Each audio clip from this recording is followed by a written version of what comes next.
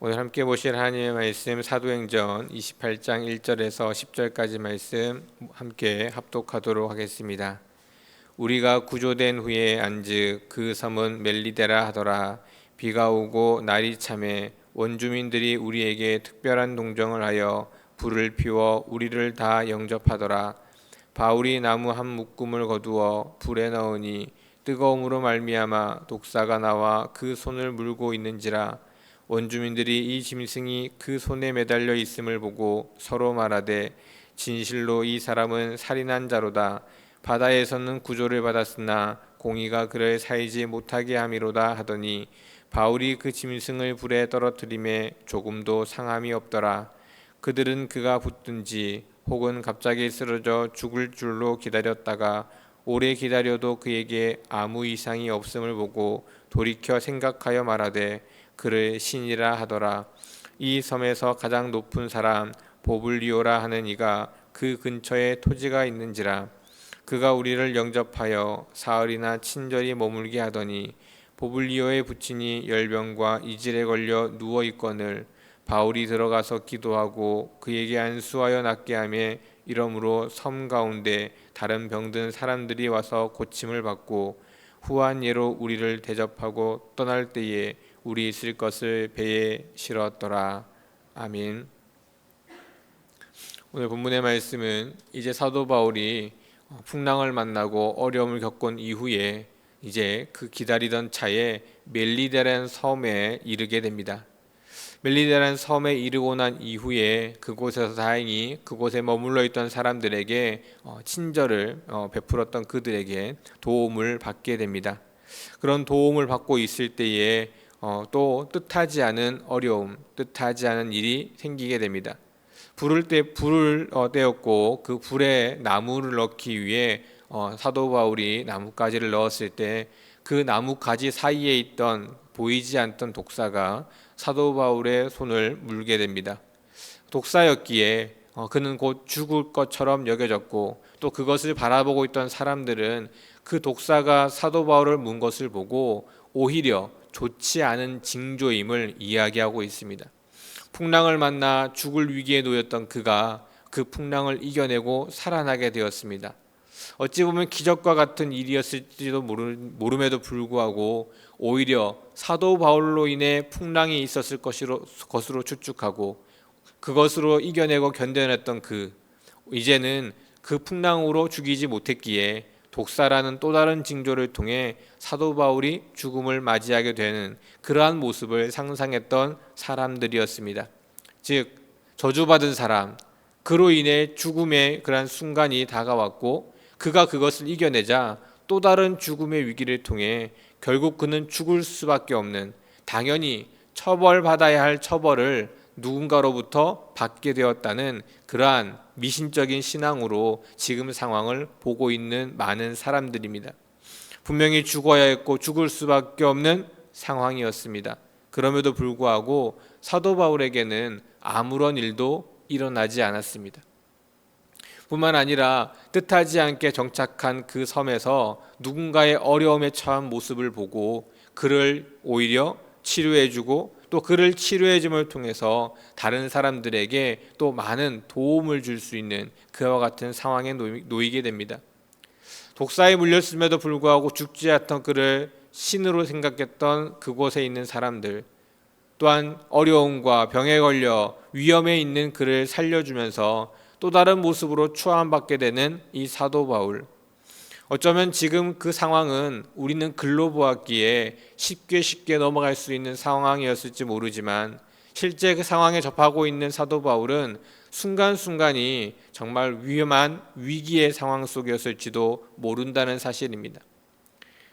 죽을 것 같았던, 죽을 수밖에 없을 것 같은 그와 같은 상황, 풍랑이 일었을 때에도 마찬가지이고 독사가 물렸을 때에도 마찬가지이고 수많은 사람들이 그를 바라보는 시선이 좋지 않았을 때에도 그는 그 순간순간이 그에게는 위기와 같은 상황이었을 것입니다. 그럼에도 불구하고 그는 그런 위기의 상황을 이겨내고 견뎌내고 극복하면서 오히려 많은 사람들에게 다른 기회를 맞이할 수 있는, 또한 그 또한 기회를 가지게 되는 상황을 맞이하게 됩니다. 죽을 것 같았던, 죽을 수밖에 없을 것 같은 상황 속에서도 그가 하려고 했던 것은 사람을 살리는 일이었고, 또한 육적인 생명뿐만 아니라 영적인 생명까지도 살리는 그와 같은 모습을 바라보게 됩니다. 오늘 본문에서도 마지막엔 그들에게 복음을 전하고 예수 그리스도를 전할 수 있는 그와 같은 모습을 보게 됩니다.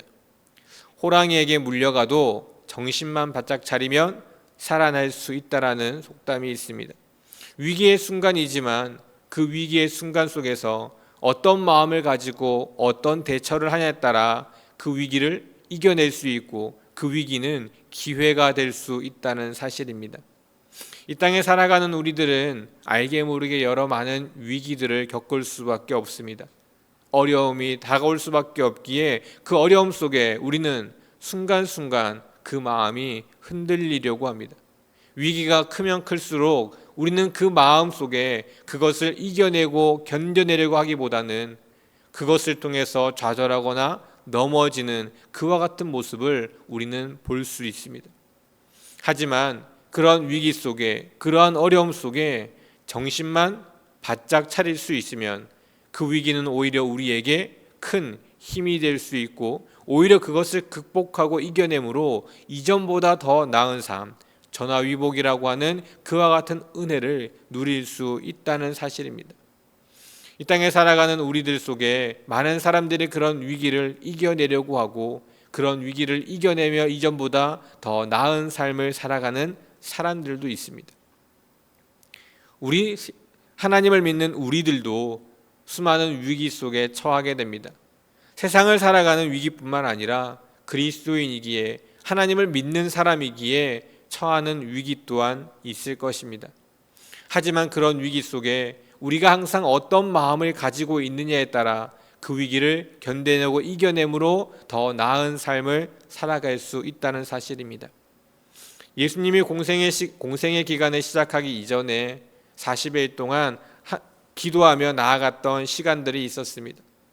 금식하며 나아갔던 그 시간, 그리고 그것을 이제 새롭게 시작하고자 하는 다짐 속에 40일의 시간을 보내시고 나왔을 때 가장 먼저 예수님을 맞이한 것은 사탄이었습니다. 가장 힘들고 가장 어렵고 가장 지쳐있던 그 시기 속에 사탄은 예수님을 찾아와서 예수님을 시험하게 됩니다. 어찌 보면 가장 큰 위기였을지도 모른다는 생각을 해보게 됩니다. 가장 힘없을 때, 가장 지쳐있을 때, 가장 아무것도 할 수 없을 것이라 생각했던 그때, 이제 공생의 기간을 시작해야 함에도 불구하고 가장 먼저 들이닥친 것은 어쩌면 예수님에게는 위기와 같은 상황이었습니다. 그럼에도 불구하고 예수님은 그 사단의 그러한 시험 속에 휘둘리지 아니하시고 말씀으로 이겨내셨고, 그 말씀으로 이겨낸 이후에는 공생의 기간 동안 어떤 힘듦 없이, 위기 없이, 어려움 없이 항상 그 일들 속에 말씀으로 승리했던 그 모습들을 보여주십니다. 우리가 위기를 이겨내는 방법은 여러 가지가 있을 수도 있습니다. 하지만 내가 항상 그 위기를 이겨내려고 할 때 어떤 마음으로, 또 어떤 것으로, 무엇으로 그 위기를 이겨내려고 생각하는지에 따라 위기를 이겨내는 방법은 다르다는 사실입니다.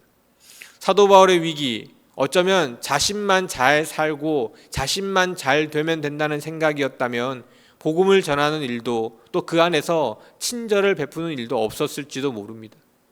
하지만 그는 항상 그 위기 속에서도 하나님의 말씀으로 하나님의 것을 전하고 하나님으로 무엇인가를 해보려는 생각이 있었기에 그 위기 속에 오히려 복음을 전하고 새로운 기회를 삼아 나아갈 수 있었던 모습을 보게 됩니다. 우리 또한 어떤 위기 속에서도 그 위기를 이겨내는 유일한 방법이 하나님이라는 사실을 잊지 말아야 합니다. 그래야 넘어지지 않을 수 있고 쓰러지지 않을 수 있고 그 위기를 기회로 삼을 수 있는 은혜가 우리에게 있을 줄 믿습니다. 우리의 삶에 오는 수많은 위기들, 내 힘으로 내 것으로가 아니라 하나님의 능력으로, 하나님의 지혜로 뿐만 아니라 하나님을 위해 그 위기를 이겨내려고 한다면 우리는 우리가 상상했던 더 큰 은혜, 또 그것으로 인해 앞으로의 삶 속에서 더 많은 그러한 순간순간의 위기를 이겨낼 뿐만 아니라 그것으로 인해 더욱더 승리하고 값진 은혜를 누려갈 수 있는 우리들의 삶이 되는 줄 믿습니다. 사도 바울은 항상 하나님이란 존재를 기억했기에 그 순간에도 축복의 통로의 삶을 살아가게 됩니다. 복음을 전하는 그 귀한 은혜를 누릴 수 있고 복음을 듣지 못했던 그들에게 복음을 전할 수 있는 놀라운 그런 시간들을 가졌던 것입니다. 우리 또한 하나님을 날마다 기억할 때 우리는 순간순간 위기의 극복뿐만 아니라 축복의 통로로 사용되는 더 큰 놀라운 은혜가 되는 삶을 살아갈 줄 믿습니다. 오늘 하루도 위기를 이겨내되 하나님으로 그 위기를 이겨내고 그 위기를 이겨내는 기회가 축복의 통로가 되는 기회가 되는 삶을 살아가시는 우리 모든 성도님들 되시기를 주님의 이름으로 축원드립니다. 기도하겠습니다. 하나님 감사합니다. 우리들의 삶이 늘 순간순간 어렵고 힘든 일들이 찾아오는 모습을 보게 됩니다.